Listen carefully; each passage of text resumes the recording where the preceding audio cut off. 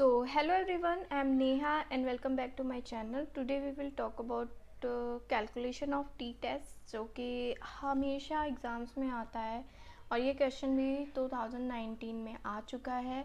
और ये क्वेश्चन जो है लेंदी क्वेश्चंस जो 6 मार्क्स के या 10 मार्क्स के उस टाइप के क्वेश्चंस में आता है। तो चलिए हम स्टार्ट करते हैं कि इसको कैलकुलेट कैसे करते हैं। ओके, इन ईजीएस्ट वे। तो हमें यहाँ पे कंप्यूट करना है टी वैल्यू को। डेटा दिया गया हुआ है एक्स और डेटा 1 एंड डेटा 2, ठीक है, ये वैल्यू है। अब इसको हम सॉल्व करते हैं, ठीक है। तो इस क्वेश्चन में क्रिटिकल वैल्यू भी दी गई है, सिग्निफिकेंस 0.05 लेवल ऑफ सिग्निफिकेंस की और 0.01 लेवल ऑफ सिग्निफिकेंस की, जिसको हमारा जो रिज़ल्ट आएगा उससे हमें कंपेयर करना है, ठीक है। ओके, तो मैंने यहाँ पे टेबल बना लिया एक, और इसमें एक और चीज़ है, ये मेथड 1 है।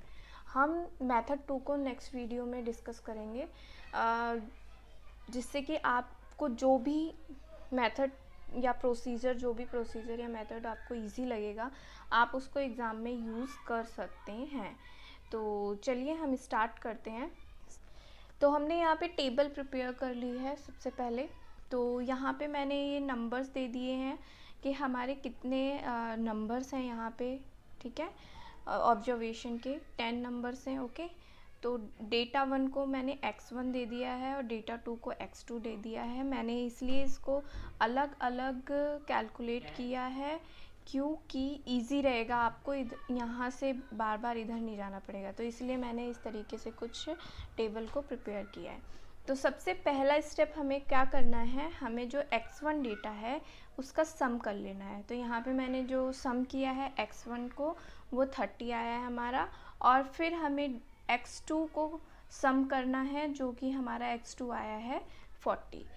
तो फर्स्ट स्टेप आपका ये हो गया। सेकंड स्टेप में क्या करना है, आपको आपके x1 और x2 का मीन फाइंड आउट करना है, ठीक है। तो मीन कैसे निकाला है, पहले हम x1 का देख लेते हैं। तो जो मीन है वो उसका फॉर्मूला है m1, मतलब मीन। मैंने इसलिए नंबर्स दे दिए हैं क्योंकि इजी रहेगा आपको फाइंड आउट करने में कि कौन सा m1 है, कौन सा m2 है। आगे भी हम इसका यूज़ करेंगे।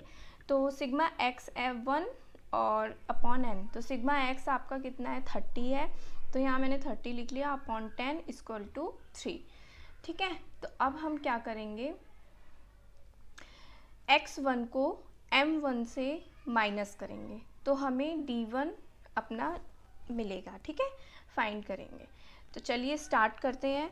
तो हम क्या करेंगे, पहले 2 माइनस कितना है हमारा 3, तो इक्वल टू कितना हो जाएगा, -1। नेक्स्ट में जाते हैं। तो नेक्स्ट कितना है हमारा 3, तो 3 माइनस 3 इक्वल टू 0 हो जाएगा। नेक्स्ट आएगा हमारा 4 माइनस 3 इक्वल टू 1।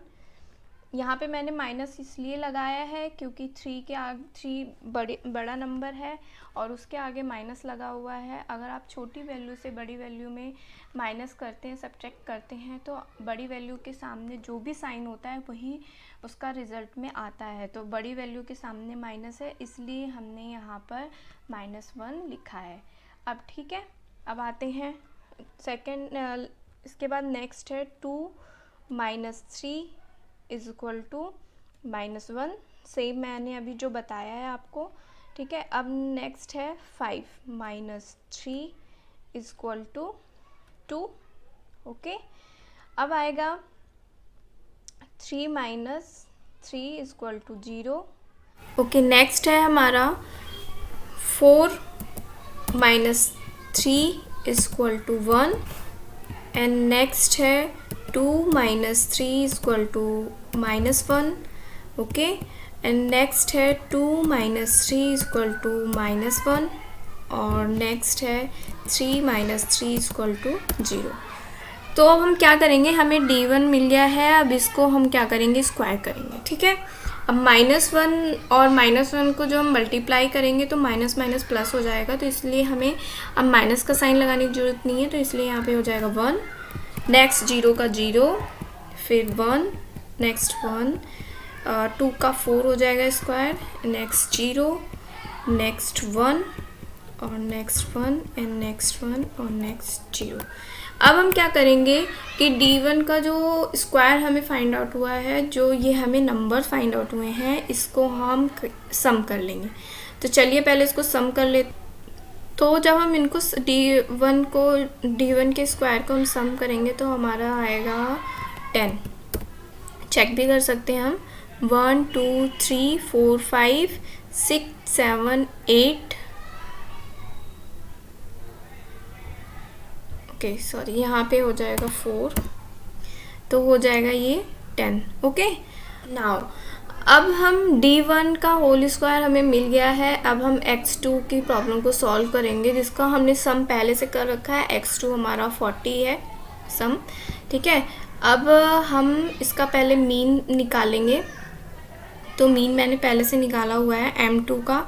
तो सेम हमें फॉर्मूला यूज़ करना है, sigma x2 upon n equal to 40 upon हमारा सिग्मा कितना है, सिग्मा x2 कितना है 40 और नंबर हमारे कितना है तो 10। तो हो गया 40 अपॉन 10 इक्वल टू 4, ठीक है। तो अब हमें क्या करना है कि जो हमारा m2 मतलब जो मीन हमारा फाइंड आउट हुआ है मीन 2, उसको हमें इस x2 की वैल्यू से माइनस करना है। तो चलिए हमारा सिग्मा जो मीन 2 हमें फाइंड हुआ है, m2 जो फाइंड हुआ है वो हमारा 4 है। तो हमें क्या करना है, 3 माइनस 4 इक्वल टू -1। इसे मुझे एक्सप्लेन करने की जरूरत नहीं है। नेक्स्ट है 4 माइनस 4 इक्वल टू 0। नेक्स्ट है 5 minus 4 equal to 1। Next again 5 minus 4 equal to 1। Okay again same number 5 minus 4 equal to 1। अब आया है नेक्स्ट है 2 माइनस 4 इक्वल टू -2, ठीक है। ओके नेक्स्ट 2 माइनस 4 का हो जाएगा -2। नेक्स्ट है 4 minus 4 equal to 0 and next 4 minus 4 equal to 0। Next है 6 एंड लास्ट में है 6 माइनस 2 इक्वल टू 0। अब हमें क्या ये D2 की वैल्यू फाइंड हो गई है। अब हम इसको भी स्क्वायर करेंगे, तो चलिए कर लेते हैं।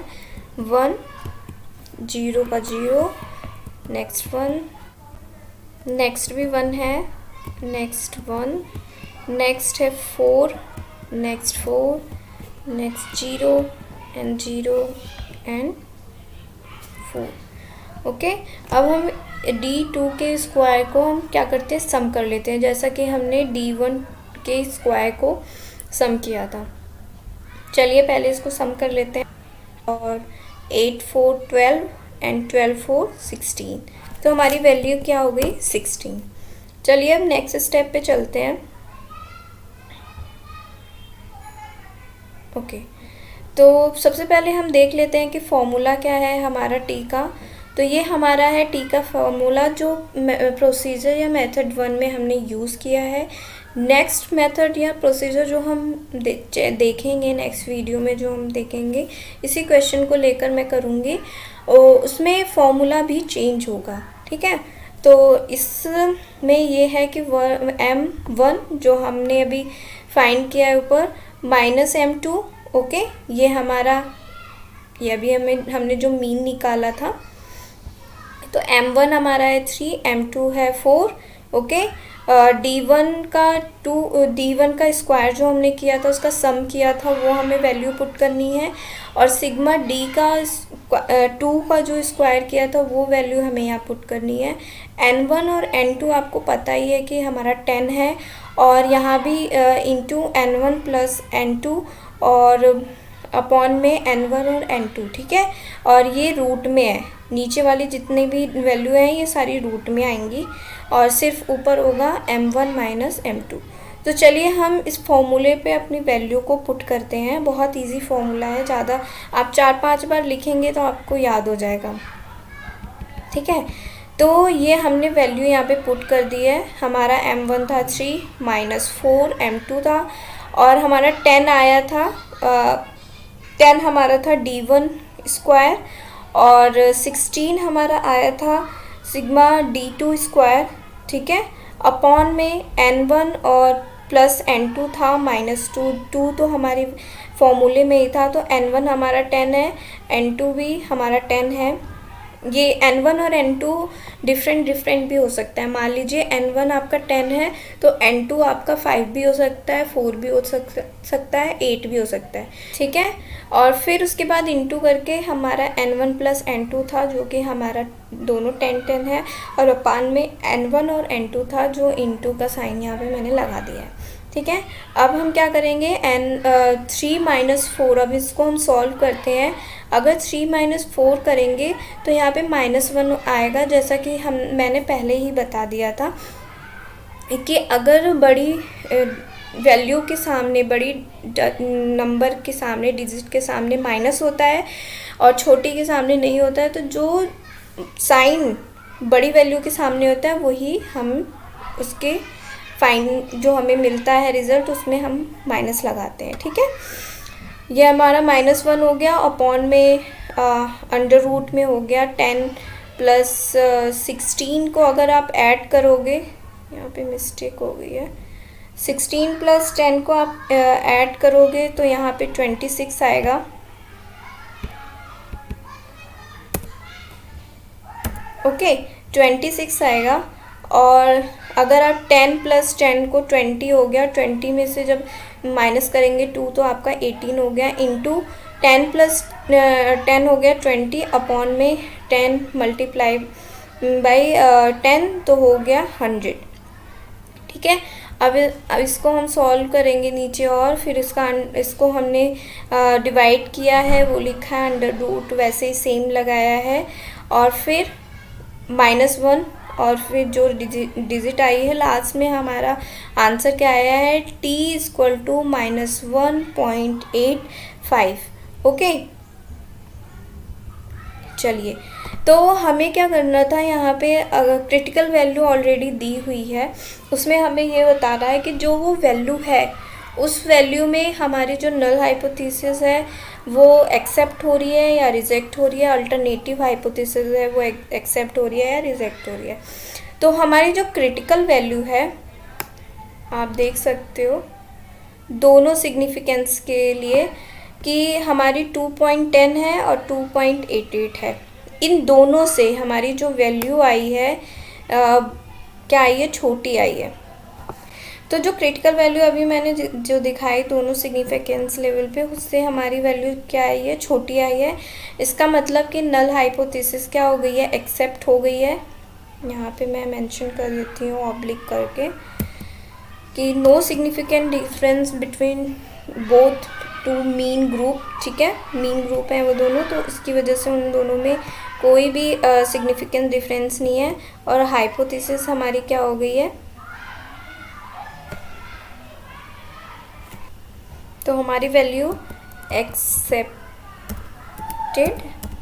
ठीक है, नल हाइपोथेसिस, और जो हमारी अल्टरनेटिव हाइपोथेसिस है it's rejected, okay. I hope आपको समझ में आ गया हो। ओके, जैसा कि हमारी टी वैल्यू नेगेटिव आई है तो उसको इग्नोर करने के लिए you can ignore the minus sign when comparing the two t value, as minus plus indicate the direction, the p value remains the same for both direction। जैसा कि t distribution में आपने देखा होगा, मैं आपको एक्सप्लेन कर देती हूँ। जैसे ये t डिस्ट्रीब्यूशन में हम ग्राफ बनाते हैं कुछ ऐसा इस तरीके का, तो बोथ साइड को हम मेज़र कर सकते हैं। तो इस साइड हमारा माइनस होता है, इस साइड हमारा प्लस होता है, तो इसकी वजह से हमें कुछ भी ऐसा नहीं है कि माइनस में वैल्यू आ जाएगी तो वो हमारा आंसर जो है वो गलत है, लेकिन क्योंकि बोथ साइड में हम इंटरप्रिटेशन कर सकते हैं वैल्यू को, ठीक है। आई होप आपको समझ में आ गया होगा। तो आई होप ये जो कैलकुलेशन है टी वैल्यू की आपको समझ में आ गई होगी। नेक्स्ट मेथड और प्रोसीजर के साथ हम नेक्स्ट वीडियो में मिलते हैं, तब तक मेरी वीडियोस को देखते रहिए। और अपने दोस्तों के साथ शेयर कीजिए, पसंद आए तो लाइक कीजिए, और मेरे चैनल पे नए हैं तो प्लीज़ सब्सक्राइब कीजिए कि मैं इससे मुझे मोटिवेशन मिलेगा और मैं आगे भी बहुत सारी वीडियोस आपके साथ शेयर करूँगी। तो थैंक्स फॉर वॉचिंग।